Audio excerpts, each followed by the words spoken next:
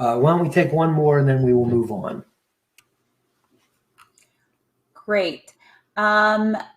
Okay, so Jane asked, what type of life insurance would you suggest purchasing, whole or term life insurance? Well, boy, that's a loaded question, but I'll try to answer it anyway. Term insurance is really critical if you are young and your family is depending on your income to meet their expenses. So certainly when I was young, and even still now, I still have some term insurance because I love working. I'm going to keep doing it for years. And right now my family is would actually need a replacement of the money that I am earning in order to meet their financial goals. So we have some term insurance. Presumably, after I retire and I have enough money, I might never retire, but that's another issue. I love what I do. But let's say that I'm no longer earning money. Presumably at that point, I will have accumulated enough money that I don't need insurance, in which case it won't make sense to have term insurance. I typically like laddered term insurance, meaning particularly for young people who are really tight, their money is tight. I might get, say, 3 years of 3 different policies. I might get a 10-year, a 20-year, and a 30-year on the theory. And let's just say that the meat is as $1 million, just to make up a number. And I'm going to really oversimplify this. Maybe do 333 at 10, 333 at 20, 333 at 30. So if you die within the next 10 years, your family gets $1 million. Then but in the meantime, you're putting money towards your 401k, your retirement plan, you're building your assets, etc. Let's say you die between year 10 and 20. Well, then your family gets $666,000. Not the full amount, but presumably you've had some money saved. And then let's say at the end, you die between year 20 and 30, then your family only gets $333. But I like that for young people who need a significant death benefit, but don't have a lot of money to pay in premiums. All right. Then, and by the way, I'm not a whole life fan. So, I know, be your own bank, all that stuff. I'm a cheapskate. I like low fees, but I do like permanent insurance for people as a method, not of ensuring the income of the income earner, but as a method of wealth transfer, because it is income tax and estate tax free. So a lot of times insurance makes a lot of sense as a method of wealth transfer. And again, in that situation, I don't like term, because if you survive the term, then your family gets nothing. So it's going to sound like an attorney. It depends. But for younger people who need the death benefit, I like term. For older people who don't need the death benefit and they're looking to save money and pass money on to the next generation, income tax and estate tax free, I like permanent. Okay, so I'm now going to move on, and I'm going to do this relatively quickly, but it's really important because hardly anybody gets this right also. So the chart that you see in front of you shows 2 people. Let's call it Mr. Green and Mr. Red. Mr. Red says, hey, I don't want to do any Roth IRA conversions, and I'm going to start taking Social Security at 62. Let's say that they're both retired, so we're not in a penalty situation, or it would look even worse. Well, again, Mr. Red's getting some Social Security right off the top, starting at age 62. And then, given the exact same assumptions, same interest rate, same tax rate, same everything else, Mr. Red is broke at age 92. Mr. Green, on the other hand, he did 2 things differently. One, he waited until he was 70 and to take his Social Security. And 2, he did a series of Roth IRA conversions. And again, same interest rate, same tax rate, same everything. There's a difference starting at age 62 of $2 million. Again, this is one of these strategies that you can control. Now, to be fair, the majority of the benefit of this is not Social Security, it's Roth IRA conversions. But here's, and again, this doesn't even account the benefit to your heirs. But here's one of the things about Social Security and Roth conversions.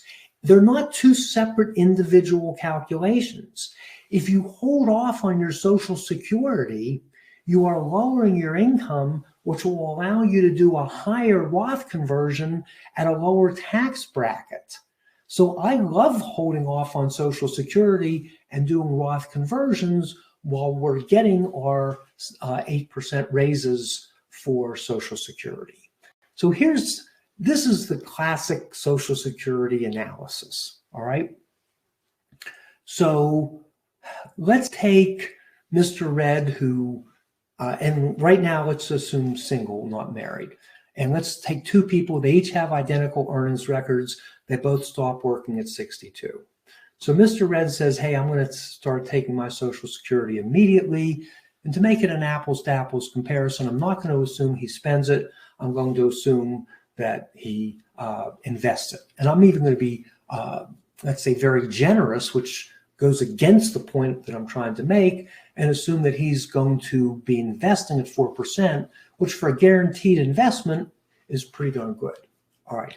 And then his trajectory is in the serrated red line. Now, Mr. Green says, hey, I'm going to hold off on taking my Social Security until I'm 70. So when he's 70, he's starting with a balance of 0, where Mr. Serrated Red might have a couple $100,000 saved up.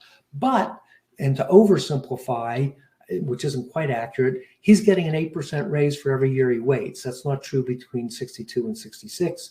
It's different amounts. But anyway, you will see that he's getting more and more. And again, we're assuming that they save both of it. And then what you see is, quote, the break-even point, which using these assumptions is age 82. So that's the way a lot of people think about Social Security, and they don't, well, gee, am I going to live till age 82? If not, you know, and very frankly, a lot of the smarter people that I meet with, they kind of are already hip to this. I wrote a book just on Social Security, or they might have read Larry Koff, who advocate. By the way, all the Social Security experts are typically recommending the same thing for the vast majority of clients. But here's why that is not really the best thing. And I was when I had my radio show, one of my guests was a guy named Larry Koff, who wrote, I believe, the most successful book on Social Security ever written, called Get What's Yours. He's written actually a couple. And this is what Larry told me live on my radio show when he was a guest. He said, and he didn't even call me Jim, he said, Lange, don't think like an actuary, think like an economist. If you, and even if your spouse, and we'll get to spousal benefits in a minute, if you and your spouse die young, you are dead, and dead people don't have financial problems. That should not be one of your fears. One of your fears should be that you will outlive your money. So what you're doing is you are preparing to alleviate a fear, a legitimate fear of running out of money or not having much money. And there is no insurance policy that pays anywhere near as much as the advantage of holding off on Social Security. So don't think like an actuary, think like an economist. If you and your spouse are dead early, dead people don't have financial problems. It's the people who live a long time that have potential financial problems. Don't think like an actuary, think like an economist. Now, spousal benefits tie into this very important. That's very important. So a spousal benefit is typically 1/2 of the primary insurance owner's amount when they are at full retirement age, which will typically be, depending on when you're born, let's just keep it simple, say 62. So let's say that John's primary insurance, and by the way, the PIA is primary insurance amount, which that's considered kind of like full Social Security, and that's at 66. And by the way, for every year that you hold off between 66 and 70, you do get an 8% raise. But let's say that John's primary insurance amount is $2,000 and Jane's is $800. And let's assume that John is taking his Social Security Jane, if she applies, she will get the higher of the spousal benefit, which in this case is 50% of John's, which would be $1,000, which is higher than hers. So that would be potential. Oh, and let's say that her primary insurance amount is zero because she never worked outside the home. Well, she would still get $1,000 as a spousal benefit. And that is important. And there's all kinds of interesting techniques that I don't have time for. Then, and I'm just going to take a couple minutes, but it's really important in the event that you are divorced, because the spousal benefits, assuming that your marriage lasted 10 years or longer, is basically the same as married benefits. So you can actually have a spousal benefit from a former spouse. You can even have, or if you're the spouse that has the higher primary earnings amount, you can have more than one ex-spouse receive benefits. So let's say, for discussion's sake, that you were 30 years old and you married somebody, and and you worked and made a bunch of money at work. Marriage lasted 10 years, you got divorced. Then you married somebody else at 40. Same thing, kept working, remarried at 30. Then that marriage lasted 10 years. Then, all right, so now you're 40. Then you do the same thing again between 40 and 50. Then you do the same thing again between 50 and 60. Then you do the same thing again at 60 and 70. So you have all these, and let's say that none of your former spouses remarried. All of them would be eligible for a spousal benefit, all right?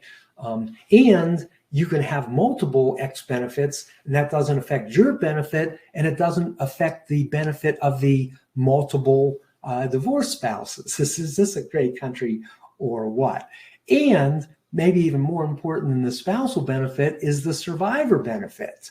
All right, so let's assume, for discussion's sake, that you and your spouse are both collecting Social Security, whether it's on both your records, or one's a spousal benefit and one's the primary wage earner, and then one of you die.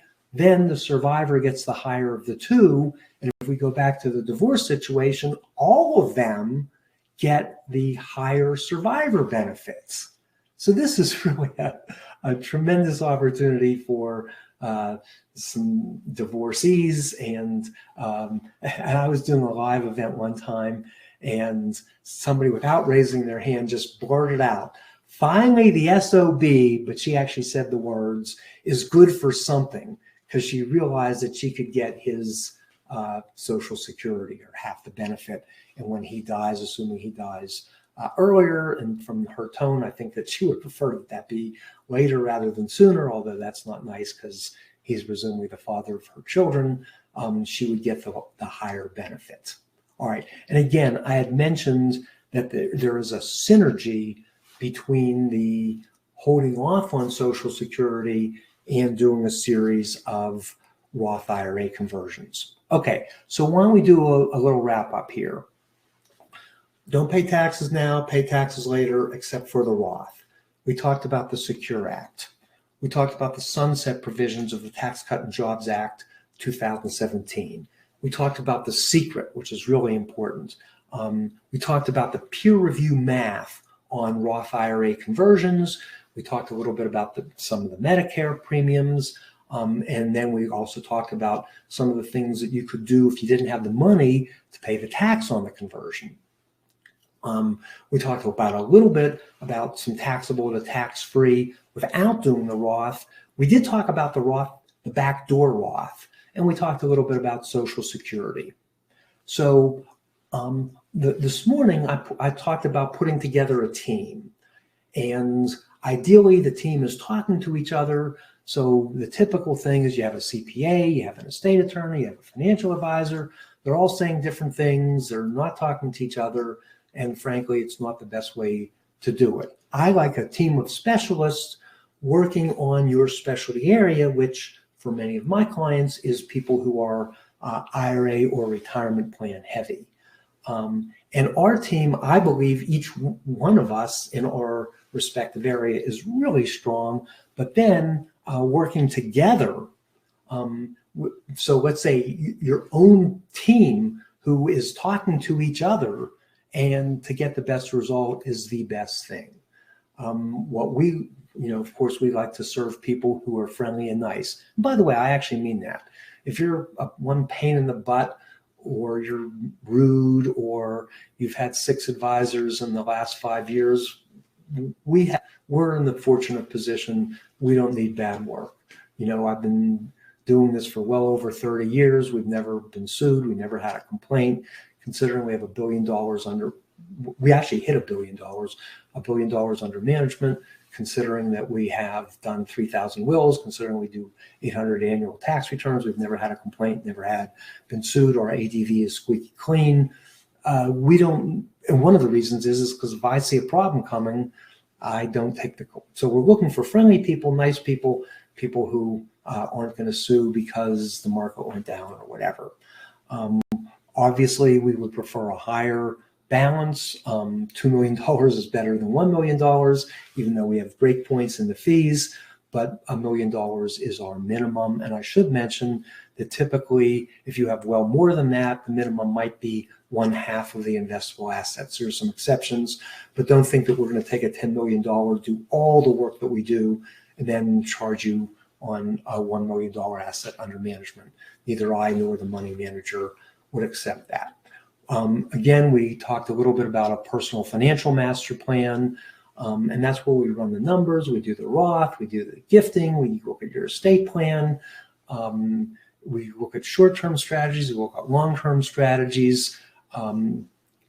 Frankly, these plans have been so popular, we have raised the prices, and we still have more demand than capability of doing that, but we still have a few left. And again, we do a lot for that. And a lot of people who would rather have a root canal than pay a financial advisor on an annual amount every year, that might be a good solution. You're in the room much of the time when we're doing it. This is not, we do it and then we give it to you. You're actually very much part of this process. There's a report, and well, here's if you don't do a Roth, you don't do gifts. Here's if you do a Roth and you do gifts. Here's a Roth and blah, blah, blah, blah, blah, all these what ifs. And by the way, supported with math and spreadsheets done by really sophisticated CPAs. And that also includes me giving them a guideline. And that also includes the estate attorney looking at your documents, whether you live in Pennsylvania or not, and making recommendations. And the investment on that is $15,000. It might be more if your situation is complicated or you have a really big estate, like $10 million or something like that, because frankly, there's just more work. We're not only spending my time for an hour or two, a really crackerjack estate planning attorney time for an hour or two, sometimes more, and maybe 15, 20 hours of the CPA's time. So you're getting a lot of value for that. But again, we're going to run out of capacity there. But we think the better long-term solution for the vast majority of people is a classic assets under management. So that includes everything in the running the numbers. We don't draft a long report because we're doing this every year, but it does include that same 10 to 15 hours of the CPA's time. It includes my time. It includes our estate attorney's time. And it really helps you get the most out of what you've got, not only in the short term and help you with a short-term plan, but then we do annual reviews every year in addition to what the money manager does. So again, the minimum is $1 million. Before you would say, yeah, let's do it, you would meet with our money manager, Adam Yofan of Buckingham Strategic Wealth. We have a few others. Most likely, you're probably a better fit for Adam than the others. They use the best set of enhanced index funds on the planet, known as dimensional funds, DFA, dimensional fund advisor funds. They also use other funds because they are big enough, they're 50 billion plus, that they have some asset categories where they like different funds more than DFA funds. They also have what are called the alternatives. And my wife and I actually have 10% of our portfolio in the alternatives, which, by the way, is consistent with what the very big endowment funds like Harvard and Yale, et cetera, have.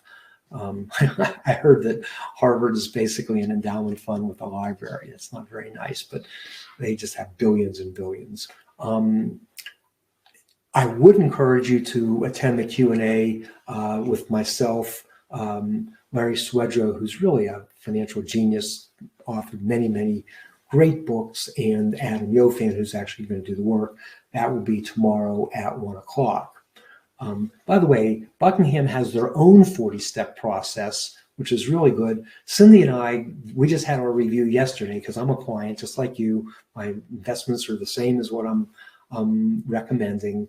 And I was just really impressed with their analysis. They do all these what ifs, and they even give you tools that you can kind of play around. If you do this, you have a 92% chance of meeting your financial goals. And you do that, you have a 67% chance. It's wonderful information. Quantitative folks love it. They love the reviews with Adam, and then they like to play with some of the variables that occurs. But that also includes, and their fee is totally reasonable. It's basically 1%, and then over $1 million, it starts going down. And the way it works is we split the fee 50-50 with the money manager. So you're paying one fee, which is standard or even on the low side. You're getting great money management services. You get, again, Adam and his team and all that 40-step analysis. And you get us, which is huge the first year. And then we do annual updates. We think it's a win-win-win, meaning it's good for us because we get to do what we like. It's good for Buckingham and Adam or the money manager because they like to do what they're good at and what they like, and we think that the real winner is you. For whatever it's worth, my business consultant says we're giving away way too much value for what we give. He told me that given my gross, I should be making double what I make, which is true, and he advised either reducing the level of the service or raising the fees to 1.5%. And I'm going to do neither. I like the current model. I like giving this tremendous value. The consultant told me that other firms, well, not other firms, because hardly anybody does that, but he was talking about one firm that did that. I doubt they do it at our level, but even if they did, they're charging 1.5%. They're swamped. So I'll look you right in the digital eye and tell you I think this is the best asset under management arrangement that I know of anywhere. And I've been in front of thousands of financial advisors. I do a lot of presentations for financial advisors, for CPAs, and for attorneys. If you're a Pennsylvania resident, we can actually draft because we're licensed in Pennsylvania. We can draft wills and trusts and beneficiary designations and do an entire estate plan. By the way, that is not included in your asset under management fee. That would be an additional. If you are in a different state, we are not allowed to draft your wills, trusts, etc., because that would be practicing law without a license. But we are allowed to make recommendations. We review your wills. And by the way, I actually do this myself before I talk with you if you have a consultation with me. And I'll say, well, here's, and by the way, they're hardly ever done right. I'm just being honest with you. We're almost inevitably going to recommend maybe a small change, more often a big change. And if necessary, then we have to not only make recommendations, but we have to work with the estate attorney in your state, maybe somebody that we know, maybe somebody that we don't, depending on the state. And it's kind of a royal pain in the you-know-what to us. And the good thing for you is we're not even allowed to charge you for that. So that goes back to what the consultant was saying. You're doing all this stuff that hardly anybody does. And my thinking is that's how you create the most value for people. So it just becomes an overwhelmingly obvious choice that we do a better job and we do a more complete job in areas that really count, because you're going to be spending more of your time on, let's say, the big picture issues. And again, the money manager is going to get the asset allocation and the investments probably as good as you can get. but it's the other areas that I think are really going to move the needle for you. Let's see, I am having a minor problem advancing the slides. So the next step, if you are interested in that, is a 1-hour Zoom consultation. And that, at this point, it will maybe not always be this, although I love these consultations. And frankly, if they're good and it's working, we often go over an hour. And then at the end of it, by the way, I do this long dictation that is good for you and that is good for the CPA who's going to run the numbers, and it's good for Adam, the money manager, and it is good for the estate attorney. And I just kind of spew out all these recommendations, and then the real work of doing the plan comes in the nitty gritty afterwards. But it's still me who's looking at big picture issues, and I look at very big picture issues like, hey, have you considered giving your kids $1 million? And I like making a real impact. And then we didn't even get into charity, but there's some really interesting charitable techniques that we will talk about tomorrow at 10 o'clock. It's almost inconceivable that I'm not going to give you some really good ideas, and I don't hold back. I've saved people hundreds of thousands, sometimes millions of dollars, whether they did business with us or not, because some people say, oh, you shouldn't give all these good ideas for free. And my thinking is, no, I'm going to give you great ideas. If you like what you hear, you're going to do business with me. If you don't, you don't. So anyway, you're going to get great value from that. Again, I'm going to be looking at your taxes. I'm going to be looking, and we do ask for a bunch of information. We ask you to fill out a questionnaire. We ask you to give us your tax return. We ask you to send in your wills and your trusts, et cetera. If you're interested in assets under management, we're going to ask for a copy of your investments. And I'm looking at all this stuff during and actually before our consultation starts. Again, we've done thousands of these consultations over the years. We've never, ever had anyone say or even imply that it wasn't worth their time. And that was back in the old days when people used to fly in and drive in to Pittsburgh. So obviously it was a lot more aggravation than just firing up your Zoom camera. You're going to get an actionable plan, maximize wealth, and generational wealth. We are not charging for these. Another thing that the consultant wanted me to do. I look at these as to assess whether we are a good fit for assets under management. If you are interested in the $15,000 master plan, there is no consultation until you say yes, and then the consultation is us doing the work. So I'm not, let's say, so that's going to be, you have to agree to that before you even get to me. But for assets under management, yes, that is a free consultation with me. I would recommend, hey, if you're interested, book your consultation today. If I don't think I can provide you a lot of value, either because of things that you say in the questionnaire or because of your fact pattern, we have so many people who are interested. I can, at this stage of my career, I can just kind of pick and choose people who I think will work the best with us. And very frankly, one of the ways that I define a good client is not just somebody who is a nice person who pays their fee, but also people who I can provide enormous value to. It's much more satisfying for me to really help people out rather than just the highest amount or whatever it is. So you're not going to have to worry that I'm going to take you and not give you sufficient value, because frankly, if I think that that's even a possibility, I won't even take you. So again, I'm going to highly encourage, if you are interested in working with us, to sign up for both our bonuses and for the consultation with me for either assets under management or for the financial master plan. For those of you, and we actually can tell how long you've been on. A lot of people have been on for a long time. A lot of people have attended the full session this morning, the full session this afternoon.